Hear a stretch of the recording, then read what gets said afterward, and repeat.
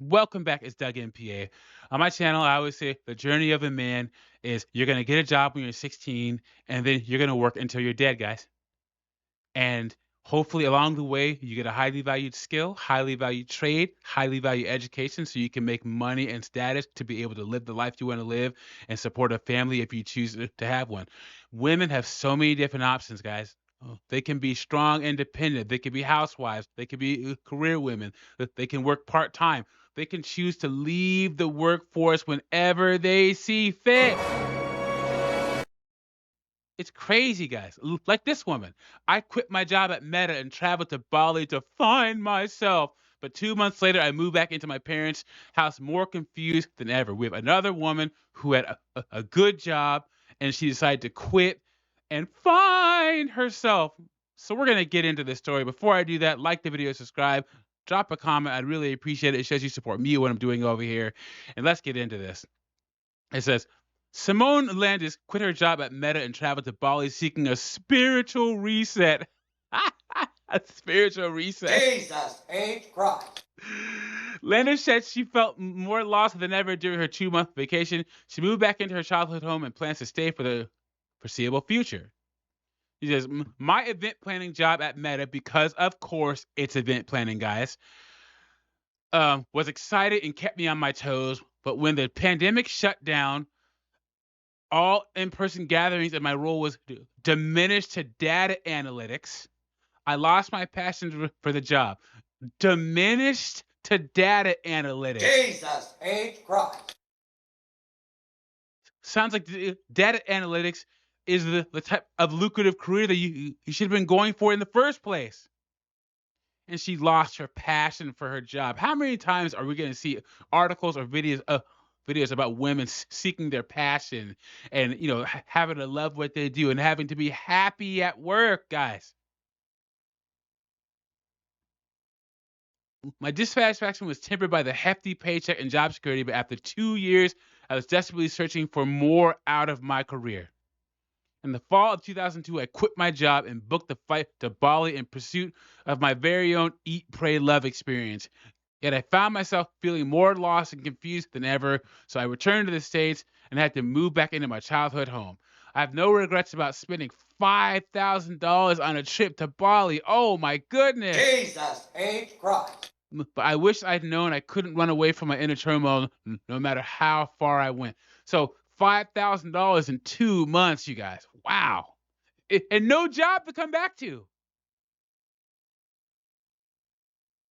I started working at Meta in the fall of 2019 within its global securities department. My job was to plan everything from company-wide holiday parties to small shareholder meetings, ensuring that the proper execution protection and medical personnel were present. I had so much fun planning events out of the Bay Area headquarters and loved how dynamic and busy it kept me. But when the pandemic hit, my main task pivoted to data analytics. Okay, 2 years went by without the return of in-person events. I lost my spark for work.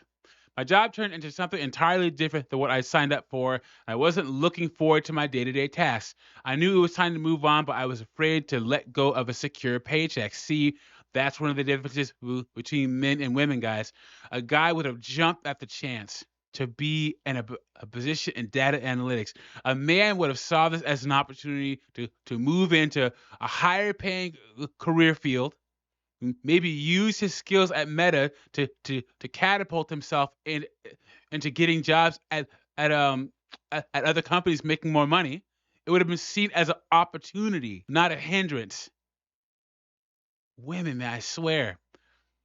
I started working a weekend gig at an event planning agency to satisfy my event interests while I held on to my job at Meta. A few months later, my roommate in San Francisco decided to move out, and I was faced with the decision to either stay at Meta and find my own apartment or use this as my moment to move on. I spent 2 years saving up money, including $5,000 exclusively for travel, so I knew I could financially sustain a few months away from work. I thought a vacation would clear my head and allow me to figure out what I really wanted to do with my life. I quit my job at Meta in the fall of 2002.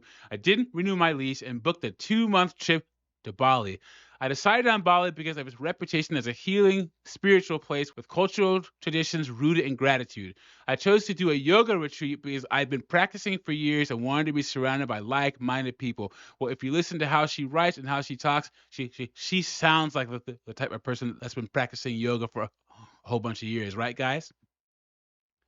Says, on the outside, Bali was exactly what I expected. My trip was filled with delicious vegan food, endless yoga classes, and cafes with digital nomads. The island is gorgeous, and I had ample time to explore the lush nature.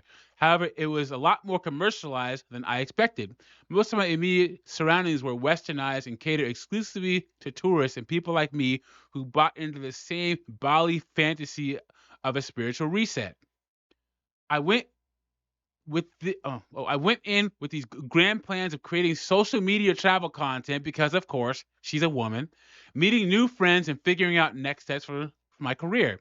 But I found myself completely alone, overcome with social anxiety, and too overwhelmed to film anything. The pressure I put on myself to make something of this vacation sent me into decision paralysis. So this woman isn't happy at work. She isn't happy on vacation. What is it, you guys? What could possibly make this woman happy? I hope to emerge from a meditation with a revelation about what I should do with my life, but I felt more lost than ever. Rather than clearing my head, the time away made space for me to ruminate over the fact that I was 27, an age when it seemed like most of my friends were making their way up the corporate ladder, starting families, or settling down. I grappled with the fact that I didn't have any of the things I thought defines success at my age. But you had a job at Meta and data analytics with a good paycheck. You had security in a place like San Francisco, of all places. You guys know how expensive San Francisco is, the most expensive housing market in the United States. She was there, had a good job. She literally walked away from all this and she's saying, I didn't have what a bunch of my other friends had. You had it. After 2 months in Bali, I flew back to the Bay Area and had to move into my childhood home. My parents don't live there year round, so I had the place largely to myself, but it felt weird to return. It was humbling and frankly embarrassing to reflect on the fact that I'd given up everything to travel and find myself, but the only place I found myself was back in my childhood bedroom. And I got to give her credit for that honesty there.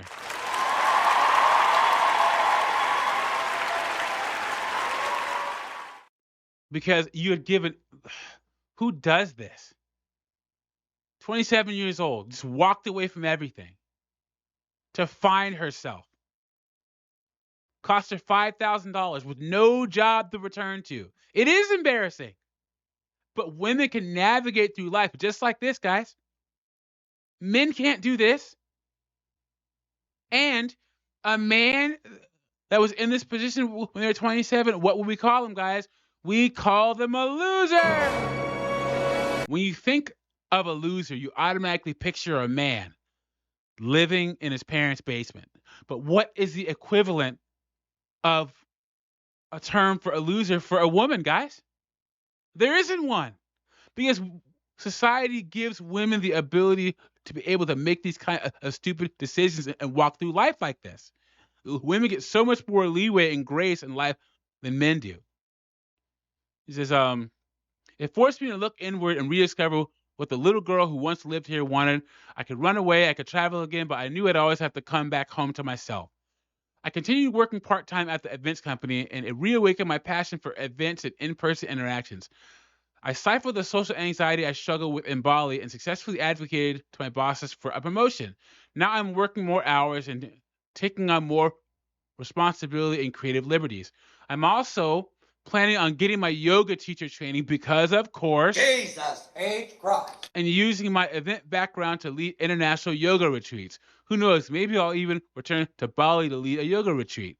I'm still living in my childhood home, which I feel is common but not talked about enough. The Bay Area is expensive, and while it's not exactly what I imagine for myself at 29, I'm happy to be here during this stage of my life. I'm excited to one day have a place of my own, but I'm in no rush to leave until I feel financially secure. Now she says, I don't have any regrets. I wouldn't take back my experience in Bali for a second, but I wish I had more realistic expectations. I set myself up for disappointment by relying on my vacation as a crutch for my identity crisis. The reality is that I just needed time with myself, regardless of the place. I am, however, happy that I trusted my intuition and left Meta. Though it's going to be a long journey, I'm finally on a career path that aligns with my passion and goals. Terms like these are what are always going to be what hold women back when it comes to men and achievement and pay.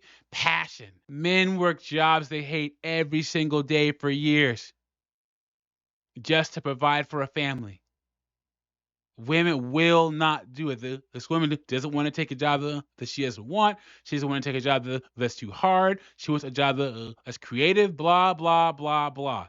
And most of that means taking jobs where you're not going to make any money. So here it is, guys. Another woman that had to find herself, spent for $5,000, wasted it, quit a high-paying job in a lucrative industry. Now what does she have? Let me know what you think about this in the comments. Like the video, subscribe. I'll catch you on the next one.